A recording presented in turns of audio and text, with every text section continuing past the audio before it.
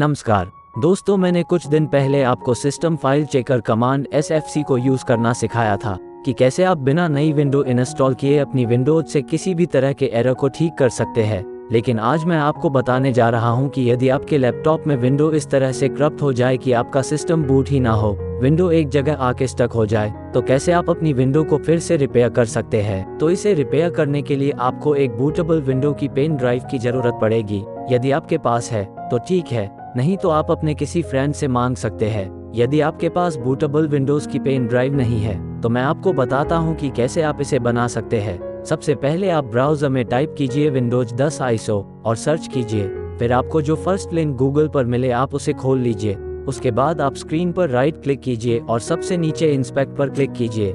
Inspect elements में आने के बाद आप ऊपर राइट साइड इन 3 डॉट्स पर क्लिक कीजिए और मोर टूल्स के ऑप्शन पर जाइए। फिर आप लिस्ट में नेटवर्क कंडीशन पर क्लिक कीजिए। आपको ठीक तरह से दिखाई दे इसलिए थोड़ा ड्रैग करके ऊपर कर लेता हूं। अब आप यूज ब्राउज़र डिफ़ॉल्ट को अनटिक कर दीजिए और नीचे लिस्ट में से क्रोम एंड्रॉयड मोबाइल को सेलेक्ट कर लीजिए। इसके बाद आप पेज को रिफ्रेश कर दीजिए। ऐसा करने से आप मीडिया क्रिएशन टूल को डाउनलोड किए बिना ही विंडोज 10 की ISO फाइल को सीधे अपने PC में डाउनलोड कर सकते हैं। अब आप नीचे आके विंडोज का एडिशन सेलेक्ट कर लीजिए और कन्फर्म बटन को प्रेस कीजिए।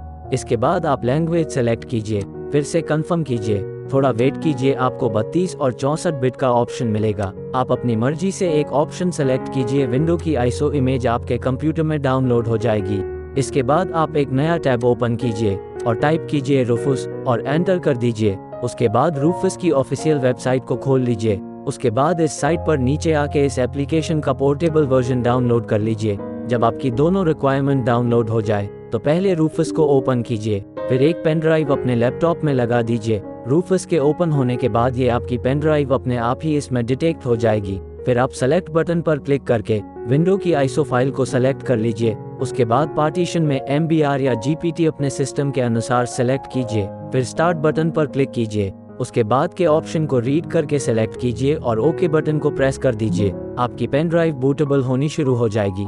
कुछ समय इंतजार कीजिए, फिर आपको ग्रीन कलर में प्रोग्रेस बार में रेडी लिखा दिखेगा। अब आप क्लोज बटन को प्रेस करके इस एप्लीकेशन को बंद कर दीजिए। अब हमारी USB ड्राइव तैयार है। अब हम इसकी सहायता से अपनी विंडोज की फाइल्स को रिपेयर करेंगे। अब हम इस पेन ड्राइव को अपने करप्टेड लैपटॉप में लगाएंगे और इसकी सहायता से उसे बूट करेंगे। और बूट मेन्यू में एंटर करने के लिए हम अपने कीबोर्ड पर अपने F8, F10, F11 या एस्केप जिससे भी आपका बूट मेन्यू ओपन हो वो प्रेस करेंगे। फिर आप अपने बूट मेन्यू में आ जाएंगे।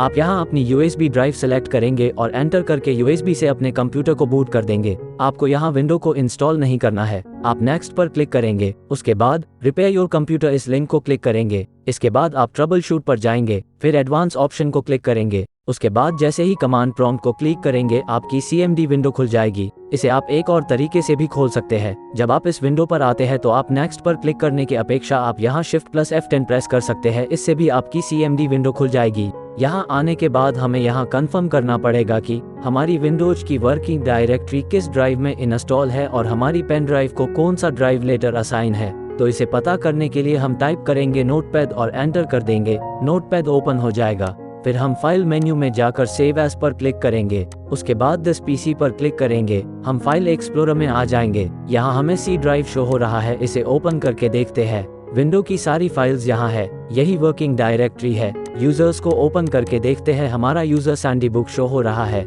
मतलब कि C ड्राइव को ही रिपेयर करना है। अब हम बैक आते हैं और F ड्राइव को ओपन करके देखते हैं। यहाँ भी विंडो की फाइल्स है। ऑल फाइल्स को सेलेक्ट करते हैं। यही हमारी पेन ड्राइव है जिसे F ड्राइव असाइन हुआ है। ये हमें याद रखना है। अब हम नोटपैड को क्लोज कर देते हैं और फिर से कमांड प्रॉम्प्ट पर चलते हैं। अब हम C: टाइप करके एंटर करते हैं और डायरेक्टरी को चेंज कर लेते हैं। यहाँ dir टाइप करके भी आप C ड्राइव की फाइल्स और डायरेक्टरीज को देख सकते हैं। अब सबसे पहले हम dism कमांड को रन करेंगे ताकि SFC कमांड को रन करने के लिए हमारे पास एक अच्छी विंडो इमेज हो। तो इसके लिए हम ये कमांड टाइप करेंगे। इसे मैं वीडियो के डिस्क्रिप्शन में दे दूंगा। तो इस कमांड से हम C ड्राइव की इमेज को चेक कर रहे हैं। कमांड टाइप करने के बाद हम एंटर बटन को प्रेस करेंगे। dism कमांड रन होनी शुरू हो जाएगी।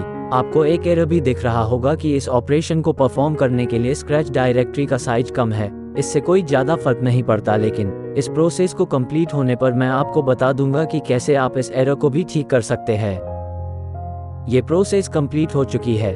अब मैं आपको बताता हूँ कि कैसे आप स्क्रैच डायरेक्टरी की प्रॉब्लम को भी सॉल्व कर सकते हैं। इसके लिए आप dir टाइप कीजिए, आपको सारी फाइल्स और डायरेक्टरीज शो हो जाएंगी। फिर आप यहाँ एक टेम्प के नाम से डायरेक्टरी क्रिएट करेंगे। इसके लिए आप टाइप करेंगे md-temp और एंटर कर देंगे। फिर से dir कमांड टाइप करेंगे तो आपको टेम्प के नाम से C ड्राइव में एक डायरेक्टरी शो हो जाएगी।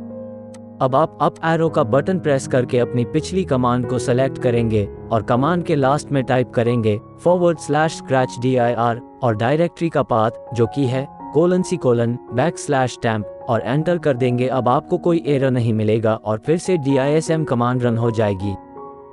अगर आपके लिए ये प्रोसेस काम कर जाए और आपकी विंडो की फाइल्स रिस्टोर हो जाए तो ठीक है, लेकिन यदि आपके पास इंटरनेट नहीं है और विंडो अपनी फाइल्स को रिपेयर न कर पाए और किसी कारण से ये मेथड वर्क न करे तो आपको ऑफलाइन कमांड में बताना होगा कि आपकी सोर्स इमेज कहाँ है। तो चलिए नेक्स्ट कमांड टाइप करते हैं। इसके लिए हमें अपनी पेन ड्राइव की इमेज से विंडो की इमेज को रिपेयर करना होगा। इसके लिए हम सबसे पहले अपना ड्राइव चेंज करते हैं। हमारा पेन ड्राइव का ड्राइव F था, इसलिए F: लगाकर एंटर करते हैं। F ड्राइव में आने के बाद हम dir कमांड देते हैं। अब हमें सोर्सेज डायरेक्टरी में जाना है। इसके लिए हम cd सोर्सेज लिख के एंटर करते हैं। इसके बाद फिर से dir कमांड देते हैं। यहाँ इस डायरेक्टरी में बहुत सी फाइल्स है, पर हमें चेक करना है कि इसमें install.vim फाइल है या install.esd। हम सर्च करते हैं, हमें install.vim फाइल मिल गई है जो कि साइज में सबसे बड़ी फाइल है इस डायरेक्टरी की। अब फिर से हम अपनी उसी कमांड में थोड़ा सा चेंज करके सोर्स को चेंज करेंगे। इसके लिए हम बैक आके सी विंडोज को डिलीट करेंगे और यहाँ टाइप करेंगे f:/sources/install.vim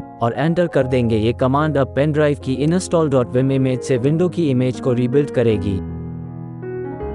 इसे कंप्लीट होने में कुछ समय लगेगा। इसके बाद हम नेक्स्ट स्टेप लेते हैं। अब हमारी dism कमांड कंप्लीट हो चुकी है और हमें पता है कि हमारे पास अब एक अच्छी विंडोज इमेज है, तो हम आप sfc कमांड को रन करेंगे। इसके लिए हम टाइप करेंगे sfc /scannow। अब हमें इसे ऑफलाइन C ड्राइव में रन करना है, तो हम इसे बताएंगे कि ऑफलाइन ड्राइव कहाँ है। तो हम टाइप करेंगे /offbootdir